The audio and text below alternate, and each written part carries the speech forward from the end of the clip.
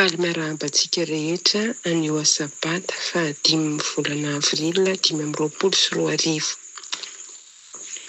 Ny tenin'Andriamanitra izay ho zaraina amintsika androany dia ao Matthieu 4:20 andininy 4:20 ka hatramin'ny 4:20.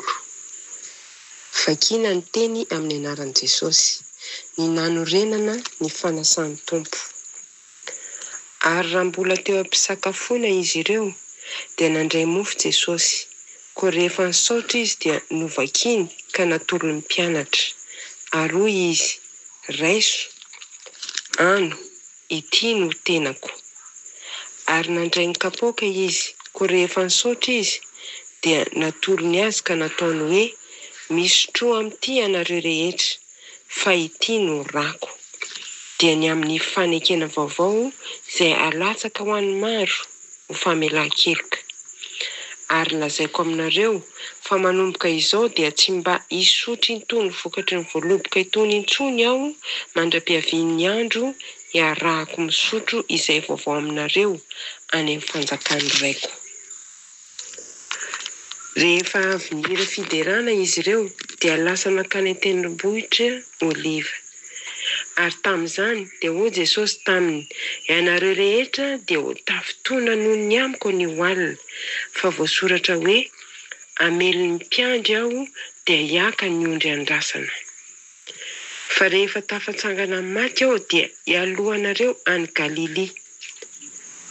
Fa hoy Petera taminy, na dia ho tafitona noho ny aminao aza ny olona rehetra, izao tsy mba ho tafitona na oviana na oviana.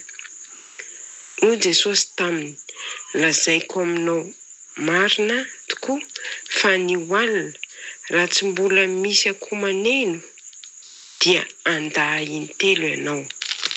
Hoy Petera taminy, na dia hiara-maty aminao aza aho dia tsy mba andahanao mihitsy. Ary toy izany koa no nolazain'ny mpianatra rehetra. Ary Jesosy ambamin'ny mpianany dia tonga tao amin'ny saha iray antsoina hoe Getsemane. Ary hoy izy tamin'ny mpianany, mipetraha eto aloha ianareo raha mbola mankeroa hivavaka aho.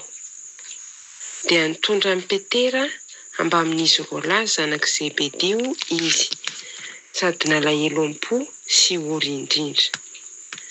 Hoy izy tamin'izy roa lahy, fa diranovana loatra toy ny efa ho faty ny fanahiko. Mitoera eto ka miaro tory amiko. Ary noho nandroso kelikely izy dia niankohaka ka nivavaka hoe, raiko, raha azo atao dia aoka esorina amiko ity kapoaka ity. Nefa aoka tsy ny sitrapoko no atao fa ny anao. Nankeo amin'ny mpianatra izy avy eo ka nahita azy ireo matory. Dia hoy izy tamin'i Petera, tsy mahazaka miaro tory amiko na dia ora iray ihany aza ianareo. Miarita tory sy mivavaha ianareo mba tsy hidiranareo amin'ny fakam-panahy. Mety ihany ny fanahy fa ny nofony tsy manan-kery.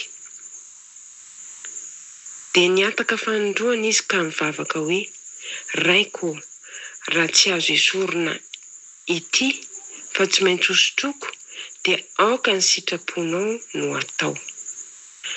Ary noho niverina indray izy dia nahita azy ireo matory fa efa nilodolodo ny masony. Dia nandao azy ireo izy ka lasa indray nivavaka fanoteliny, ary ilay teniny teo ihany no naveriny. Niverina teo amin'ny mpianatra indray izy avy eo sady niteny hoe, matory ary ianareo ankehitriny ka miala sasatra, indro efa akaiky ny ora. Ary ny zanak'olona dia atolotra eo an-tanan'ny mpanonta. Mitsangana, andeha isika, indro efa manakaiky ilay manolotra ahy. Amen.